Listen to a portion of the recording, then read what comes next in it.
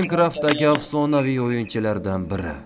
Kuni kecha 1-iyulda Technoblade'ning tug'ilgan kuni bo'lib o'tdi.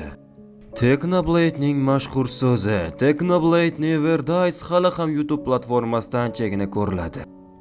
Not even close, baby. Technoblade never dies. Technoblade never dies. Never question me again, shit. I don't care what he wants.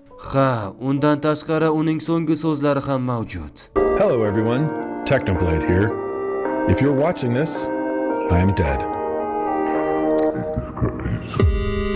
Bugungi videoda sizlarga Technoblade'ning hayoti va eng muhimi uning so'nggi so'zlari qanday bo'lganligi haqida aytib beraman. Uning haqiqiy ismi Alexander. 1999-yilning 1-iyulda AQShda dunyoga keladi. Alexander 2013-yilning 28-oktyabrda YouTube'da kanal ochadi va uning dastlabki videolari Hypixel serverdagi mini o'yinlar bo'ladi. Alexanderdan juda ko'p bora so'rashgan, nega aynan Technoblade va nega aynan cho'chqa skini? Technoblade so'zi Techno texnologiya, Blade esa qilich degan ma'noni anglatadi. Va bu nik Minecraftda PvP o'ynaydigan odam uchun juda ajoyib nik edi. Cho'chqa skinga keladigan bo'lsak, bu haqida Technoblade doimo kulib gapirgan.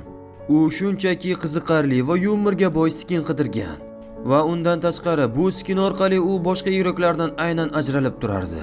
Xo'sh, uning kasalligiga keladigan bo'lsak, u o'zining kanalida 2021-yilda kasalligi haqida aytib beradi.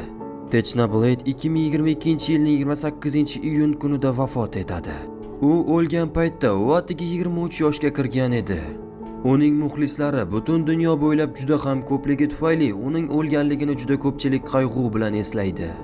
Technoblade qoldirgan xat keyinchalik otasi tomonidan YouTube platformasida aytib beriladi. Hozir uni o'zbek tilida bilib olasiz.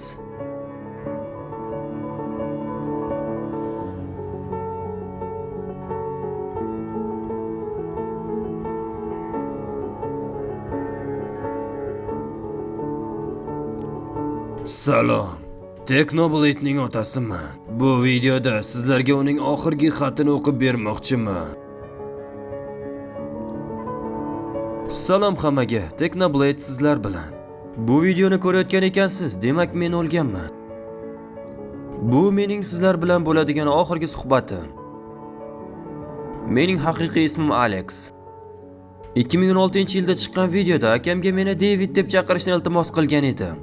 Va bu bizning ajoyib hazillarimizdan biri bo'ldi. Shundan keyin internetda minglab odamlar menga shaxsiy savollar berishardi.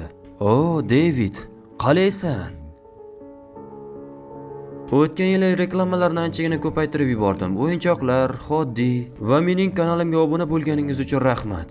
Aka-ukalarim endi kollejda o'qiydi. Albatta, buni xohlashsa, men shunchaki yomon aka bo'lishni xohlamadim. Shuncha vaqt mening kontentimni qo'llaganingiz uchun katta rahmat.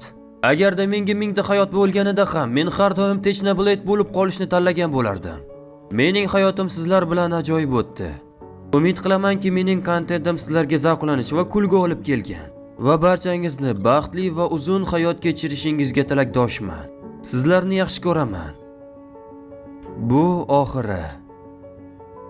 Technoblade'ni hattoki Minecraft filmida ham ozroq eslab o'tilgan. Whoa, you some kind of king? No. That's a legend. Kid? Video juda uzun bo'lmasligi aniq edi, chunki Technoblade'ni juda ko'pchilik taniydi. Albatta, videoni shu joygacha ko'rgan bo'lsangiz, videoga like bosish va kanalga obuna bo'lishni esingizdan chiqarmang. Va albatta, video haqida fikringizni kommentariyada yozib qoldiring.